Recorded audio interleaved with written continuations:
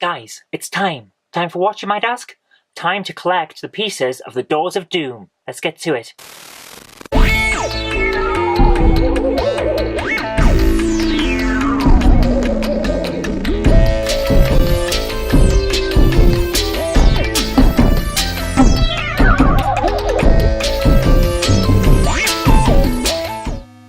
Amsoft gained a reputation for pumping out lower-grade games and applications from pretty early in the label's life. Games like Bridget and Airwolf did little to ease this reputation, but if we're honest, those games were not representative of the whole Amsoft line, and if we want to get right down to it, even Bridget isn't as bad as people think. Anyway, the point is that this first-party label had a lot of excellent titles on its books, alongside the average stuff and the dross. Doors of Doom is one of the label's absolute gems. Doors of Doom was created by Gem Software shortly after their Roland in Time and Roland in Space games had propelled the Roland series to new heights. And if you want to know more about that, check out our video on the Roland games, link in the description. The game has a lot of style to it and epitomizes Gem's desire to showcase the graphical qualities of the Amstrad CPC in its early years. You play as an unnamed protagonist who looks an awful lot like Gem's rendition of Roland, and your goal is to reassemble the titular Doors of Doom by collecting 8 pieces of the doors, which are strewn across the landscape. If that sounds pretty easy, you're in for a shock. This game is actually very difficult, thanks in part to the randomized placement of the door pieces and partly due to the randomized spawn rates and positions of the enemies. No two games of Doors of Doom are alike. Thankfully, you aren't left without a means of defending yourself. You have your trusty laser pistol, which will shoot beams at enemies, and it will take a different number of hits on each enemy to kill it, depending on the difficulty setting that you have chosen. The easiest difficulty requires 3 hits per enemy, which means that even the easiest difficulty is rather a challenge. Moving will sap your energy, although thankfully it does go down fairly slowly just from walking about. Touching an enemy drains it a lot faster, as does touching any of the dangerous scenery. Which parts of the scenery are dangerous? Well, anything that's animated but not something that you would pick up, so keep your eyes peeled. You can replenish your energy by drinking a nice cup of tea because this game is British and we are a nation of stereotypes. Tea is randomly placed around the level, just as the door pieces and the enemies are.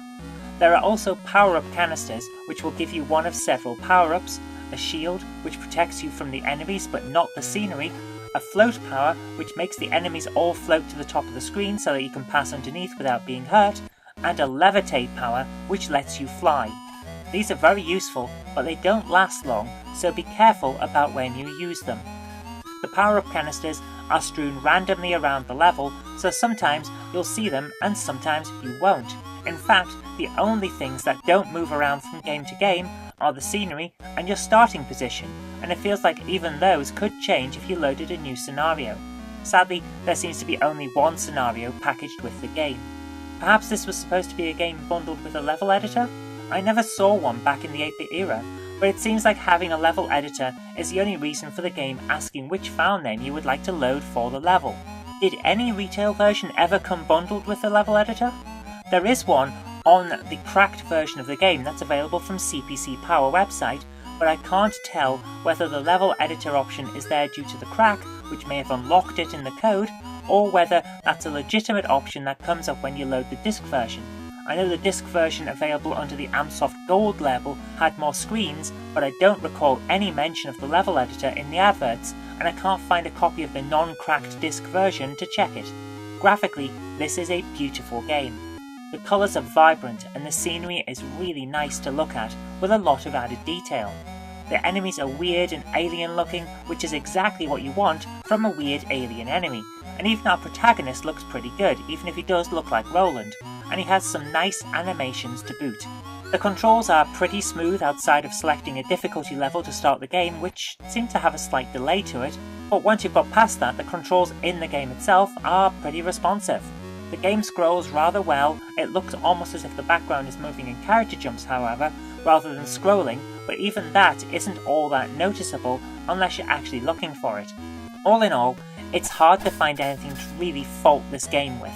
There's a lot of challenge to it, which is good, because for the most part you'll want something that will keep you coming back for another try, and it looks lovely. This is one of those early Amstrad games that really shows off what the CPC could do. I first played this game when my second CPC 464 arrived.